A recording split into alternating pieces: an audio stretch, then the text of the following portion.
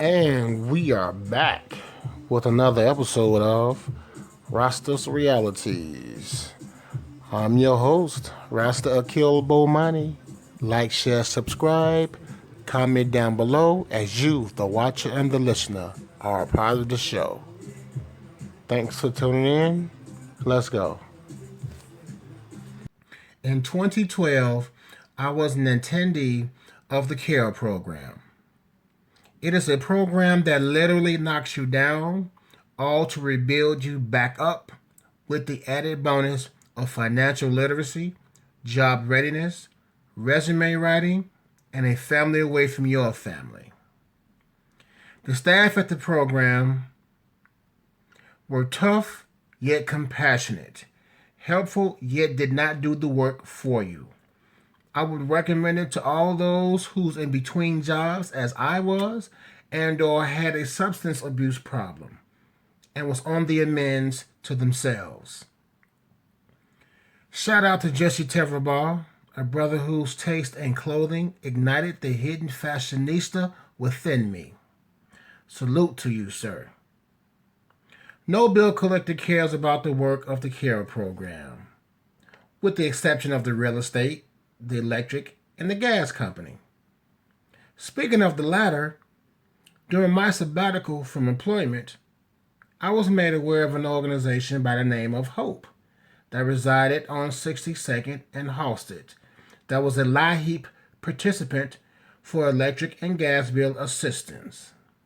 So I gathered to do bills to seek said assistance. Upon entering, the atmosphere was as expected. People assisting people, nothing special. During the process, I was asked would I like to attend a rally for schools, of which, since I was awaiting job applications and needed to remain busy, I replied yes. It was then that I was informed that it was a compensated position. More critically, they were looking for speakers. The attendee was paid $25 and the speaker $50, which made it all sweeter.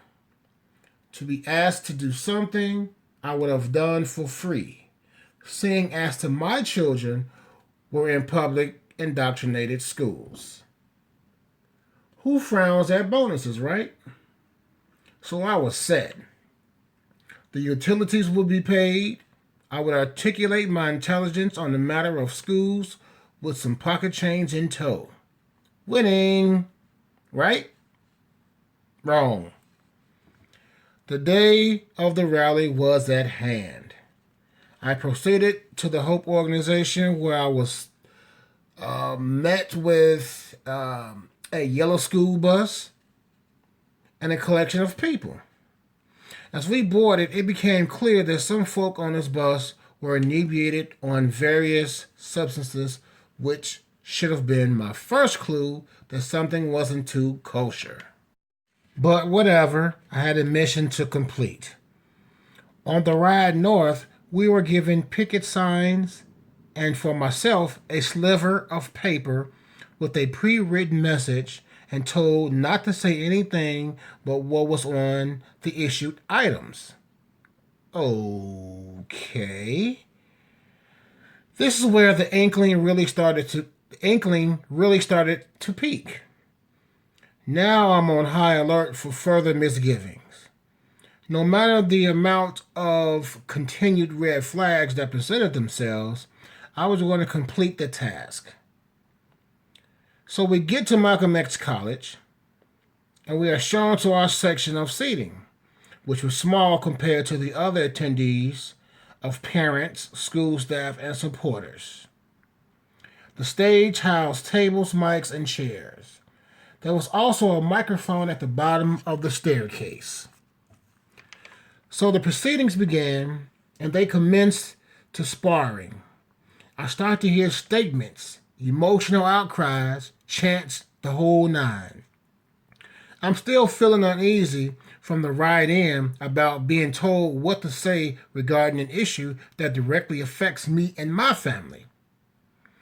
As they continued, I finally looked and processed the sliver of paper given to me and its statement that read, I support the closings of what I later learned was Crane High School and Guggenheim Elementary.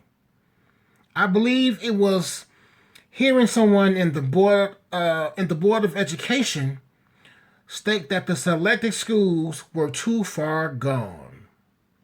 That tipped my decision to not say what I was paid to say. As stated earlier, having children in not these particular schools, but schools period, could not speak for school closings. My time came to speak.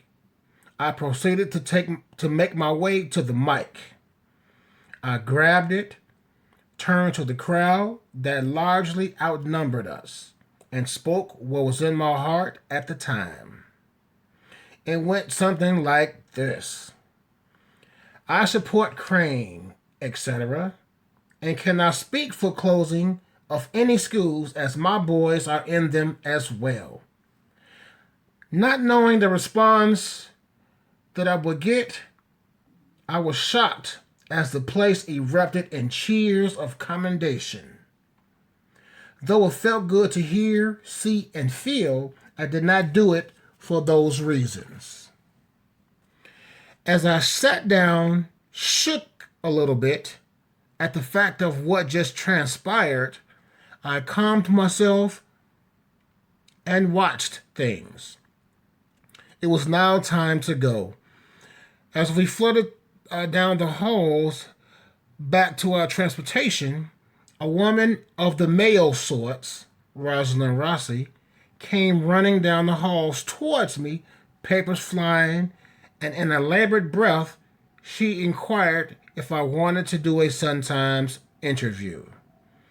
I immediately replied yes, thinking another conversation regarding compensation would ensue. We exchanged info, and that was that. We boarded the bus back to 62nd and Halsted. As we filed off the bus to the sweetest part of the evening, at least what I thought was the sweetest part, we lined up to get paid.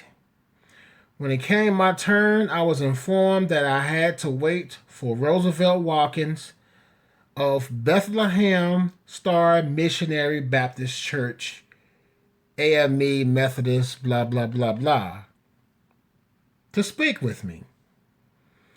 I'm thinking, cool, this could either speed up the job process or may even end with an offer. Once again, wrong. This fool said, I can only pay you half because you did us a disservice. His words. Who's this he's talking about? Is he referring to Ebony people? Or the Hope Organization? Feeling somewhat cheated, I collected my envelope from the distributor who took it from a plastic Walmart container of envelopes and departed.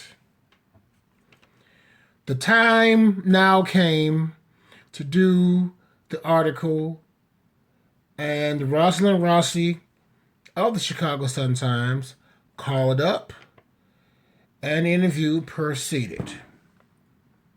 Upon the conclusion of the interview, we scheduled a photo shoot of which I was enthused to do.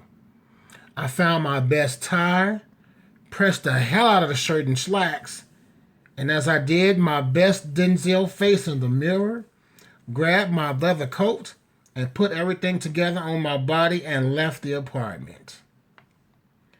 As I walked to the shoot location, pictured here, I heard the soundtrack to Stand Alive in my head as I strutted like John Travolta did. Finally, succumbing to the tunes in my head, I started singing, oh, you can tell by the way I use my walk, I'm a ladies' man with no time to talk. did the shoot as the adrenaline pumped. In my mind, I kind of wanted someone to come out of the Hope building to see what was happening. But it was a weekend and the place was closed. Upon everything being done, I returned to the care program to rants and raves of congratulations. I must have signed a ton of papers that day. I'm sure the stores around the care program wondered why they were selling out of the newspapers in that particular area. I think the kudos that meant the most was my Uncle Eric, a teacher, musician, and a wonderful brother. Well, that is the video. Thanks for listening. Like, share, subscribe. Move that notify bell to all. The article links are down below in the description. Go ahead and hit that Venmo link as your support helps the channel grow. Peace to you.